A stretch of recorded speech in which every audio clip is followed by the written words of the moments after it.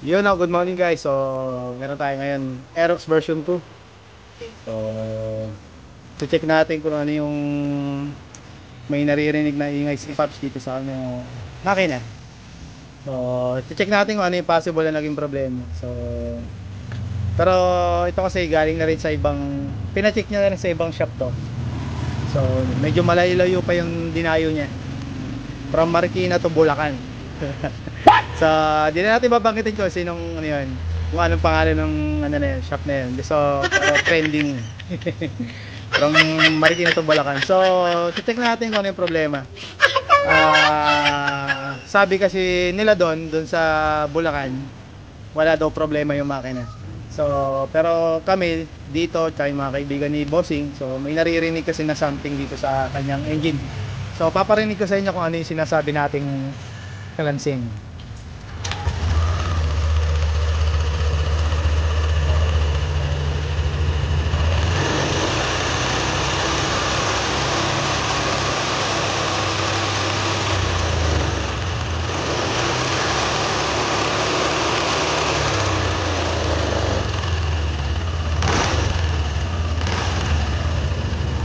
So ayan mga paps.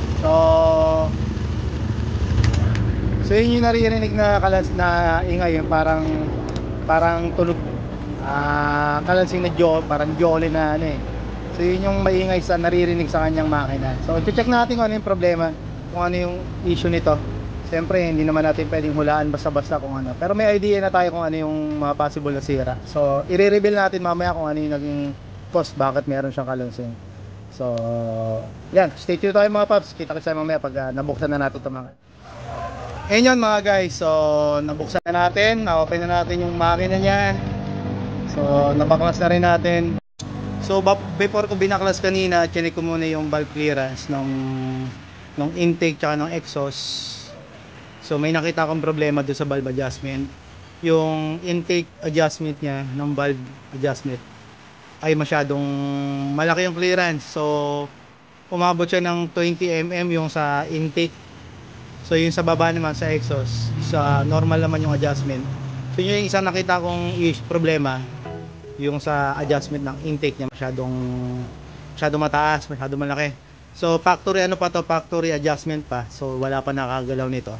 So, dito pa lang sa atin sa moto, ang first na adjustment. So, nag-decide na rin kami na ako pala, syempre, ako so, nag-decide na rin na tanggalin lahat yung parts kasi nga, mahirap nang manigurado na walang problema yung kanyang mga bearing ng kanyang cam at saka ng cams at saka ng rocker arm. Yan. So, ito na yung mga parts ng head. Yung camshaft, yung rocker arm, yung dalawa. So, Paps, halika. Ano lang, para pakita lang natin yung difference. Video mo lang ha. Dito mo lang natin.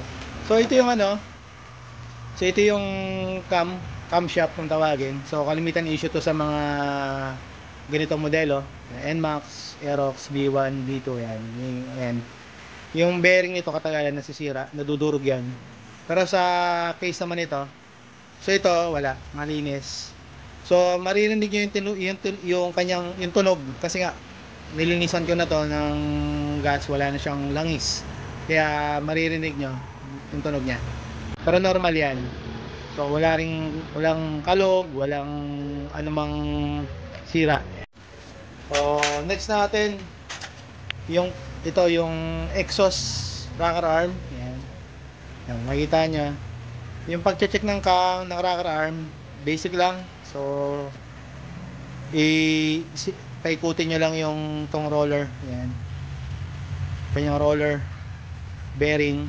Pag naramdaman nyo na magaspang o hindi smooth, yan. Tsaka alugin nyo. Ang pag-alog, ganito. Ito na. Ang pag-alog, pag ganito yung forma, pag ganun dapat. Huwag pa side. Pag pa side, tutunog talaga yan. Pabante. Kung ganito yung forma, dapat so wala kayong maririnig na anumang alog. So meron ako dito nga pinagpalitan na yung sira na rocker arm. Ito yung exhaust. So compare natin para makita nyo ano yung diferensya nung okay sa sira. So yung okay, ito yung tunog niya. As in, wala kang marinig, di ba? So yung sira naman, tunog niya. Meron Yan. nga ano. Meron. So ito yung walang problema. Yan. Kapag pinaikot nyo, wala kayong mararamdaman na magaspang. Katulad nito, ayan. Oh. Marinig mo. Ito, kahit na ano, wala. Ayan. Ito meron. Ayan. Kas. So yun yung pinagkaiba ng good tsaka bad. Kapag inalog mo to, kahit paabante, kahit abante, paabante yung ano. Meron. Side, meron. Abante, paabante, meron din. Ito wala eh. Paabante, wala. Side, sigurado meron yan. Kasi normal to, may konting play yan dito. Pero yung paabante, wala dapat. Side, meron yan. Ito yan, kabilaan, meron. So sa good, walang problema yung exhaust rocker arm. So dito naman tayo sa ano, sa intake. Sa intake naman. So ganun din, same procedure lang din. Pakita ko rin kasi meron akong sample din ng sira. So kumpara natin. Okay. So ito yung sa good, wala. Ito. Meron nga. Meron, diba? Ito, wala. Smooth. Pag ginata mo, wow. Wow. Wow. Ito, wala. So, yun yung pinagkaiba ng good saka sa bad na bearing, roller bearing ng rocker arm. So, ganun din to pag kinalog mo ng abante saka side, meron. Pa-abante, back and forth, tapos side to side, meron. Itong sa walang problema, wala kang maririnig. So, yan. So, yun lang yung difference ng good tsaka sirang ano, bearing. Okay. So, yan na wala kami papalitan dito sa motor ni Paps. So, good naman yung kanyang mga rocker arm, yung camshaft bearing, walang problema. So, ang nakita ko lang na problema talaga nito is yung kanyang adjustment ng valve clearance. So, hindi lang pero para makasure, kaya namin tinanggal na rin para makasure tayo. Meron kasi manghula lang na baka valve adjustment lang, ganyan. Para makasigurado. So, tinanggal na namin para ma-check isa-isa lahat ng parts. So, good naman. Walang problema. So, i-assemble na lang namin to, tapos valve adjustment. So, i-set na lang natin ng tamang adjustment, yung tamang tolerance. So, sa intake 10 to 14 mm. So, between 10 to 14 ganun ang adjustment. Hindi ka bababa ng 10, hindi ka tataas ng 15 ng 14. So sa ganun din sa baba, sa baba naman is nagre-range ng 20 to 25 mm. So yun yung tolerance na kailangan sundin. So yun yung susundin natin, siyempre manufacture, ano yun, guide yun. Then isasabay na rin natin yung magneto niya, kasi bukas na rin yung kanyang ditong side ng kanyang radiator. Isasabay na rin natin yung magneto cleaning. So i-repaint natin ng pintura to, siyempre kita nyo. Katagalan talaga to, kakainin na lang ano yan. Kakainin na ng kalawang. Siyempre bago pa tong Aerox ni Paps version 2. So ilang pa lang ang ano nito, 21 kilometers pa lang yung tinatakbo. So bagong bago pa. Hindi katulad yung mga ibang mga nagpapamagneto sa atin, talagang wala. Grabe, sobrang kalawang na. So ito medyo papunta na siya. So aagapan na natin para mas okay. Yan, so mamaya kita-kits tayo mamaya pa mga boss pag tapos na natin i-assemble. Then check natin kung ano yung magiging kalalabasan ng ginawa natin. Kung mawawala ba yung ingay, kung tatahimik na yung makina, mawawala ng kalansing niya. So stay tuned tayo mga paps, okay? Mga paps, mga master, tapos na natin i-assemble muli yung kanyang engine. So panda rin natin, then tingnan natin kung ano yung different, yung pinakaiba nung ngayon at saka yung kanina. Okay, so ito na mga boss na maandar na. So ito na yung tunog ng makina niya ngayon. So tinik natin yung makina. So yung nakita niya natin, una may problema sa valve adjustment.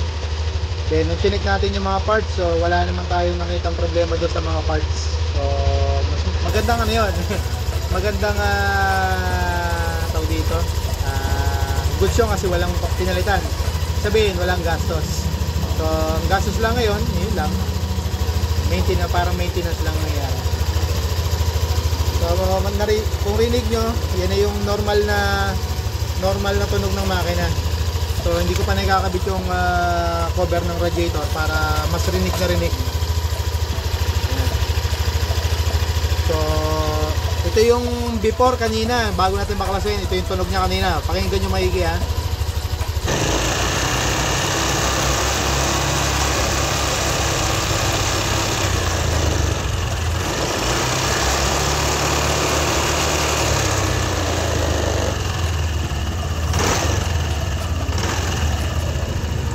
So ayan mga paps. So hindi ito naman yung bago, ito na yung after natin gawin. After natin matapos gawin. So ito na siya. So normal na yung kanyang yung tunog ng makina. So wala kang maririnig na yung tinatawag parang lagatik o parang jolin kung tawagin dyan. Sabi nga nila daw jolin daw. Yan na, all goods na. Saka pala sinabay na rin pala natin yung magneto cleaning nito kasi nga total baklas na yung kanyang radiator, may access tayo sa magneto, so sinabay na namin yung magneto cleaning dahil nga malapit na rin, nagsisimula ng kalawangan yung magneto niya. So lahat po yun na mga ganitong modelo nagkakaroon ng kalawang yung magneto. Yan. So ayan na, okay na. So salamat kay Pops Wilson yan, sa tiwala. So yun nga, medyo sad story lang na konti lang. Pina-check na sa ibang sabi sa kanya walang problema. So walang problema yung makina. So yun lang dito sa atin kahit paano nasolusyonan natin, nagawa natin ng paraan na may balik sa tamang yung angas ba o yung tunog ng makina niya. So ayan, maririnig nyo tahimik na tahimik yan, wala nang problema. So normal adjustment, wala tayong daya. So valve clearance, tolerance natin between 10 to 14. So nag 12 lang yata ako, 12. So sa exhaust around 23 mm ng adjustment natin. So nasa range na ng tolerance ng valve adjustment. So walang daya, hindi sinakal.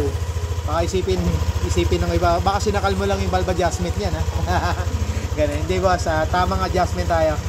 Share ko lang to mga boss. So I hope sana kung napanood yung video na to may natutunan kayo na idea kung bakit nagkakaroon ng ingay yung ating makina. So ano ba yung mga dahilan? Yung kanina mga sinare ko kanina, yung rocker arm na sira, ganun. So yun yung mga possibilities na nagiging problema. Valve adjustment, rocker arm bearing, camshaft bearing, yun. Marami pang iba. So hindi lang yun. So susunod na mayroon tayong encounter na iba pang problema, i-share natin. So sa ngayon ito muna. So ito si Doc Arman sa Moto House. Salamat mga boss sa panonood at pagtitiwala dito sa atin. So ride safe. God bless. Bye-bye.